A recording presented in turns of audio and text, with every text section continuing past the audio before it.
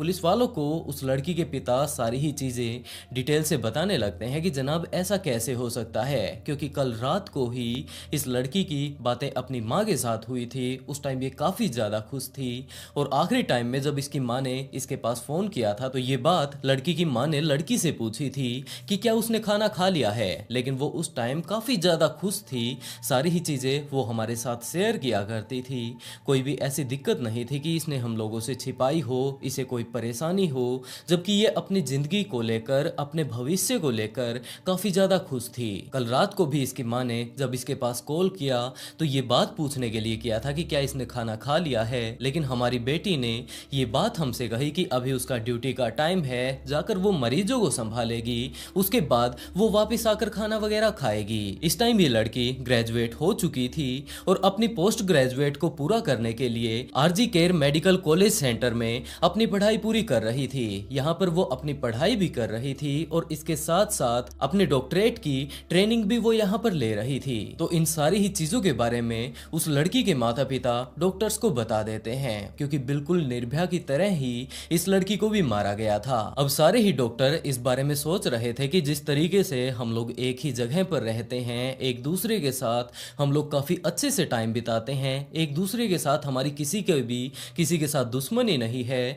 तो आखिरकार निर्भया के साथ ऐसा किसने किया होगा। ये सारे ही सवाल आपस में सारे ही डॉक्टर एक दूसरे से कर रहे थे, लेकिन जवाब किसी के पास भी नहीं था। और दूसरी तरफ इस टाइम तक पुलिस वाले वहां पर मौजूद जितने भी डॉक्टर थे, उस रात को वहां पर ड्यूटी लगी हुई थी जिन जिन की भी, उनसे वो लोग पूछताछ करने लगते हैं। और पूछताछ में पुलिस वालों को पता चलता है कि ये लोग रात को करीबन 11 बजे के आसपास अपने यहाँ पर राउंड लगाने के लिए निकले थे। जितने भी मरीज उन लोगों के अंडर में आते थे उन सभी का चेकअप करने के लिए वो वहां पर गए हुए थे। उसके बाद करीबन 12-1 बजे तक वो लोग वापस आ गए थे। यहाँ पर बैठकर उन्होंने आराम से खाना खाया था और काफी देर तक उन्होंने नीरज चोपड़ा के गेम के ऊपर डिस्कशन किया था। उसके बाद दोबारा से वो अपनी ड्यूटी पर चले जाते हैं। बीच बीच में आपस में वो लोग मिलते भी रहते हैं। और उसके बाद समय हो चुका था 3 बजे का, जब निर्भया ने अपने साथी डॉक्टर्स से ये बात कहनी शुरू की कि वो बहुत ज्यादा थक चुकी है, लगातार वो अपनी ड्यूटी देती आ रही थी, तो वो कुछ एक देर के लिए आराम करना चाहती है। उसके साथ ही डॉक्टर्स ने ये बात कही कि वो लोग वहां पर उनके मरीजों को संभाल लेंगे, अगर वो चाहे तो वो जाकर थोड़ी देर आराम कर सकती है। और उसके बाद डॉक्टर निर्भया इसी बिल्डिंग के 4th फ्लोर पर बने सेमिनार हॉल में आ जाती है और यहाँ पर आकर वो लेट जाती है। लेकिन उसके बाद ना तो उसकी किसी ने चीख सुनी ना पुकार सुनी। जस्ट अगले ही दिन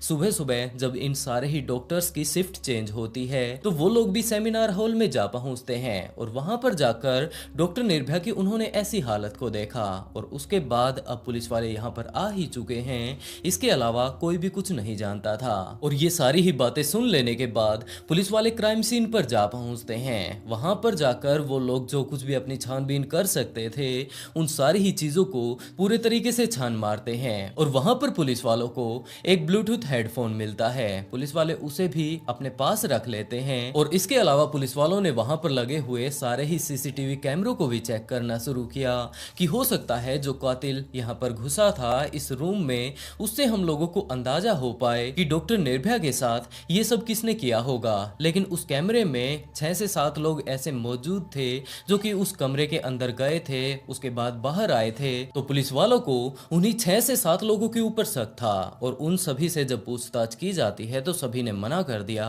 कि जनाब उसके साथ तो हमारी काफी अच्छे से बनती थी, मैंने तो ऐसा नहीं किया। दूसरे ने भी मना कर दिया और सारे ही लोग इसी तरीके से मना करते जाते हैं। लेकिन उसके बाद पुलिस वालों को ध्यान आता है कि वहां से हमें एक हेडफोन भी मिला था, तो जरूर वो हेडफोन हमारी किसी न किसी तरीके से मदद कर सकता है। तो पुलिस वाले उन सारे ही लोगों का मोबाइल ले लेते हैं जिनके के ऊपर इस टाइम पुलिस वालों को शक था। और उस ब्लूटूथ के साथ जब मोबाइल को कनेक्ट किया जाता है तो वो संजय रॉय नाम के एक व्यक्ति के साथ कनेक्ट हो जाता है। और उसके बाद पुलिस वाले संजय रॉय को पकड़ लेते हैं और उसके साथ थोड़ी मशक्कत करके थोड़ा उससे जब अच्छे से पूछताछ करनी शुरू करते हैं तो उसने सारी की सारी चीजें डिटेल से बतानी शुरू कर दी। उसने इस बात के लिए भी हाँ भर लिया कि हाँ जनाब, इस कत्ल के पीछे मैं ही हूँ, मैंने ही उस लड़की को बड़े ही बेरहमी से मारा था। तब तक पोस्टमार्टम की रिपोर्ट भी आ चुकी थी और उसमें ये बात क्लियर हो चुकी थी कि इस लड़की को पहले पहले तो सेक्सुअली अब्यूज किया गया है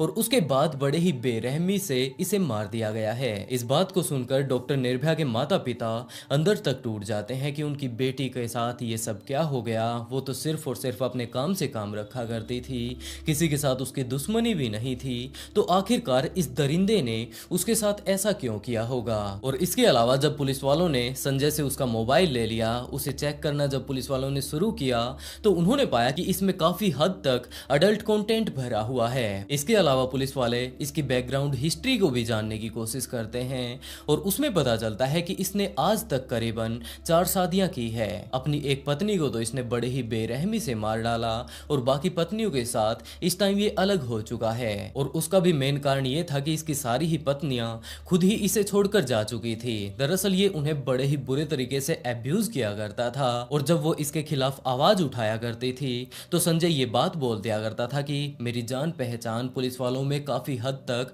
काफी बड़े बड़े ऑफिसर्स से है और मैं तुम्हारे ऊपर ही ये सारा इल्जाम डाल दूंगा, मैं खुद पुलिस में हूँ। इस बारे में वो काफी सारे लोगों को बताया करता था। ये सारी ही बातें करके वो अपने जान पहचान वालों को, अपनी पत्नी को इस टाइम डराया करता था। लेकिन असल में अगर देखा जाए तो वो सिर्फ और सिर्फ एक सिविल वॉलेंटियर था, यानी कि जब भी किसी शहर के ऊपर या फिर किसी स्पेसिफिक जगह पर कोई आपदा आ जाती है तो पुलिस वालों की मदद करने के लिए जो वो लोग सहायक के तौर पर रखा करते थे, ये वही था। और इस टाइम ये सिविल वॉलेंटियर के तौर पर यहाँ पर हॉस्पिटल में लगा हुआ था और बिल्कुल इसी तरीके से वो अपनी पत्नियों को डराया करता था। और यही कारण था कि उसकी सारी ही पत्नी उससे जस्ट दूर हो जाया करती थी, उससे किसी भी तरीके का वो पंगा नहीं लेना चाहती थी। और बात अगर इस रात की जाए तो वो उस रात भी काफी सारी अडल्ट वीडियो देख लेने के बाद शहर में पहले तो यूं ही घूमता रहता है। उसके बाद उसे इस बात की अथॉरिटी तो मिल ही चुकी थी क्योंकि वो एक सिविल वॉलेंटियर के तौर पर काम किया करता था।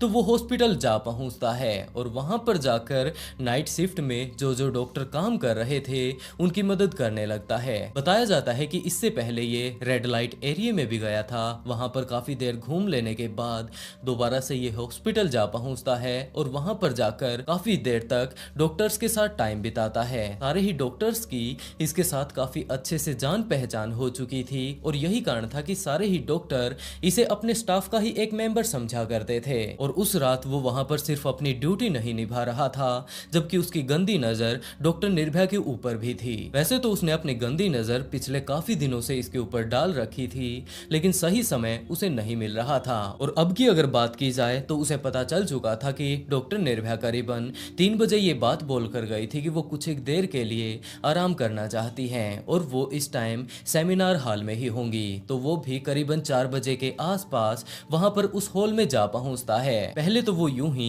वहां पर नॉर्मली चक्कर लगाता रहता है। सबसे पहले वहां का मुआयना वो करता है कि कोई और उसे देख ना ले अंदर जाते हुए, क्योंकि यहाँ पर सीसीटीवी कैमरा तो बहुत ही कम लगे हुए हैं। लेकिन मुझे यहाँ आसपास में जो और डॉक्टर हैं उनकी नजरों से भी बचकर जाना होगा। तो वो इसी तरीके से छानबीन करते हुए कि कोई उसे देख तो नहीं रहा है, करीबन 4 बजे सेमिनार हॉल में जा पहुंचता है। और उसके बाद उसने वहां पर जाकर देखा कि डॉक्टर निर्भया इस टाइम आराम से लेटी हुई है। तो वो उसके ऊपर हमला कर देता है और अगले काफी देर तक वो उसके साथ वहां पर दुष्कर्म करता है। लेकिन वो इस चीज को भी बिल्कुल नहीं चाहता था कि ये बाहर आकर उसका नाम सभी लोगों को बता दे और उसके बाद इसे जेल में जाना पड़े। जिसके चलते आखिरी टाइम में जब ये वहां से वापिस आ रहा था तो उसने डॉक्टर निर्भया की गर्दन की हड्डी को तोड़ दिया और इस टाइम वो काफी ज्यादा क्रिटिकल